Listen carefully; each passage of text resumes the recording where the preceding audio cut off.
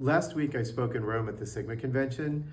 The speech was not exactly about derivative trading or anything like that, but it was about sales and AI. But I talked about how our fund, and then also one enterprise in which we invested, it uses AI to make sales. So I thought it might be interesting for you, and here it is.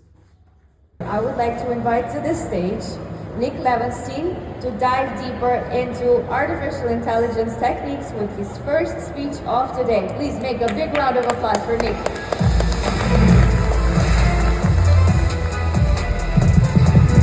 The magnet and the spear, two AI models for perfect client targeting.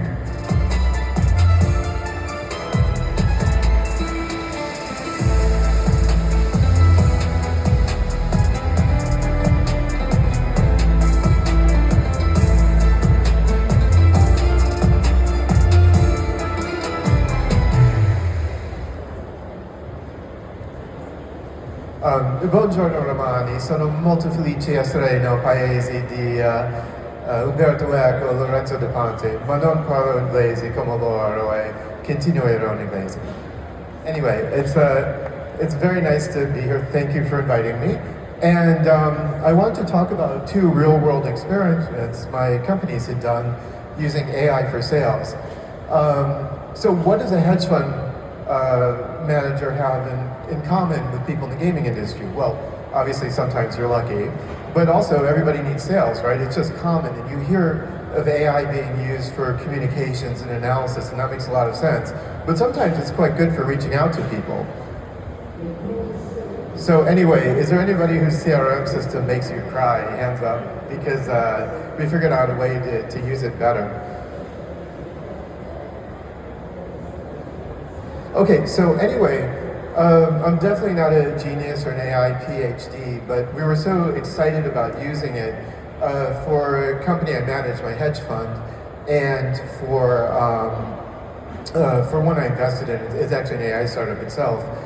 We tried to make deliberate sales efforts.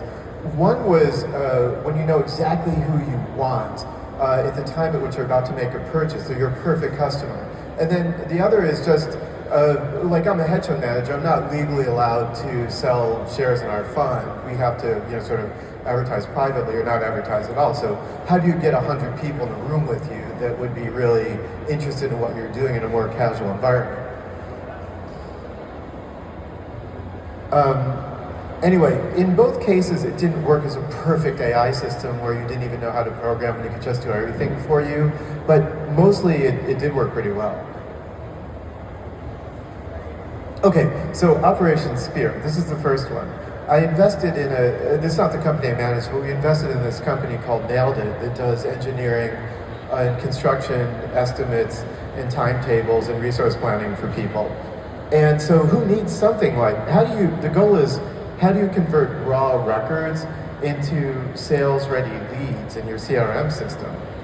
And for this experiment, we did it in the 4 cities I really know in the United States: Chicago, Los Angeles, New York, and San Francisco, the 4 I've lived in over my life.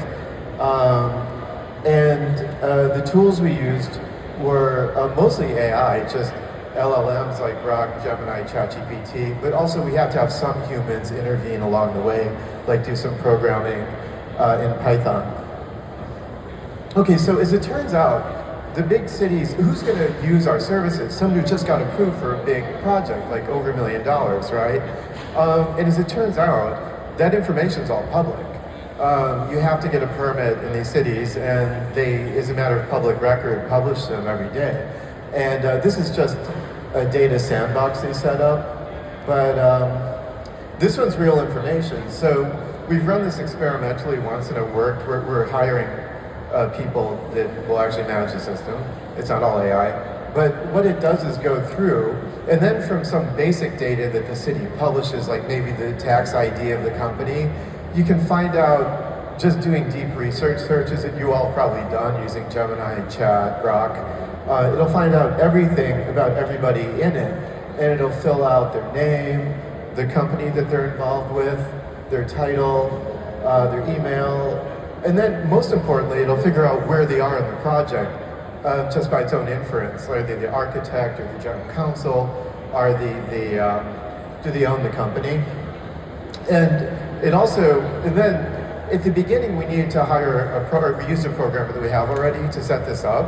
But in the end, the rest of this was done with LLMs that you use every day yourself with no programming. And without involving a NEEP or programmer, we were actually able to put them into our CRM system. Sorry, we just switched from Salesforce. It's called Mind Blank. But anyway, sorry, Zoho. But this is your perfect list. Like, still a human being has not had to speak to anybody. Now, this is the benefit and the problem with it. If it can't figure out who's in charge of the project, it just goes to the very top, right? So the third one down is it turns out this huge private equity fund, even spoke here, Blackstone, just got approved for a $126 million project in Manhattan the day we looked at it. And so they couldn't figure out who, the LLMs couldn't figure out who was in charge, so it just has Steven Schwartzman as the person we're supposed to talk to, which is humorous. There are very few people on Earth for whom a $126 million project is too small to look at, but he is one of them. So the point is, you need a human being to write the program that then repeats at the beginning, and we need a human being at the end, which is where we're hiring right now, just to make sure everything got to the right place and we had the right people. I did also write a custom letter. I mean, you probably don't want to hit send until you looked at it, but if it's to the architectural firm, like, hey, I hear you really admire Mies van der Rohe and you interned with Helmut Jahn or something like that, and it's just shocking what it comes up with. These are, again, basic systems that you can get for $20 a month or $400 if you buy the fancy version. Okay, so basically, the lessons were that you do need a little bit of human intervention. Like at the beginning, we needed someone, like Grok actually wrote the program to go and find all these names for us, but then we actually, we did need someone to program to get into the systems to pull it out, the API programmer. And then at the end, as you can see, a lot of emails are, duplicates, or they didn't, they bounced or whatever. So someone's got to call up in the end, but they've got a lot more work done when they show up than they would have before. Okay, so that one's a work in progress. We haven't gotten clients, but not through our AI efforts. But the second one I'm going to talk about, what we call the Magnet, was quite successful. Not surprisingly, it's a company I actually manage, my hedge fund company. And so what we did was, how do you use AI to get the right people in the room to talk to you? You have a very attractive event. On this week, September 29th in Singapore, was a big F1 race, and also Token 2049, which I hear attracts like 60,000 people on its own. So we had, a glamorous party at the rooftop of the Shangri-La, and we had, we talked about something that some people there would want to be interested in, crypto derivatives trading, or crypto derivative lounge. So there were two tickets. One was for $100. You could just attend the party and, mingle with the best, which in our limited part of the world, we are the best, derivative trading. It's just called Investor Emeritus, and you can just pay and go.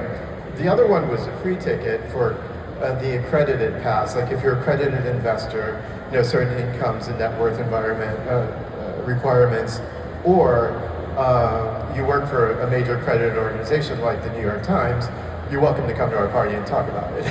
So, not surprisingly, 300 people didn't want to pay, and they all work for the New York Times, or they're very wealthy. So, of course, that's not really the case. So, what we did was feed the information that they did to fill in the ticket, their first name, last name, email, from which you can generally figure out what the company is in their cell phone. And we used the 3 AI systems to just comb through it and figure out who the right people were. So if you could have a visual picture, I don't know if you saw that movie, Devil Wears Prada, from like 20 years ago with Meryl Streep. But there, you know how she has the eager interns who just whisper to her in her ear, oh, that guy owns Esquire, that's a president of Poland or something. That's basically that's what AI is doing for you, and it tells you, the name, where they work. It gives you a whole bunch of background information to read when you go over the list, and then it just gives you a recommendation. You should invite them or not. And it was actually pretty good. I mean, in the reject list, there was probably 5 people that I thought were mistakes. They worked at really big exchanges, one of which we do business with already. And then on the accept list, well, we just accepted because he recommended, although there were a few charlatans who made it through. But for the most part, they took 300 people and extracted about 50 who were really good potential customers, and we actually got a customer out of it, so or an investor. So that was a really successful event, and in the most innocuous, non-pushy way you could imagine. So anyway, I mean, I didn't want to just babble. If anybody wants to talk, is there anybody in the audience who has any ideas for themselves? Like, we know exactly who the right customer is, and we just need to figure out how to get them right when they're about to purchase our product. Is there anybody who has an idea like that? Or you're like me, you can't really invest. You can't really advertise, and you just need to get a bunch of like-minded people in the room with you to kind of casually discuss things. Anyway, track me down afterwards. I'm happy to talk about it. Oh yeah, I'm sorry. I just did want to emphasize in all of this, like basically AI does so much for you, but in the end, any system, and this is a sales system, needs someone to manage it, or at least make sure it's going well and maintain it. So we did have to hire someone, in this case just a telemarketer, to call up and see if things, that's actually an advertisement off our webpage. Okay, so anyway, that's it. As you can tell, I'm the wind-up bunny about derivative trading, but also AI. Happy to talk to any of you afterwards, and thank you. Arrivederci Romani.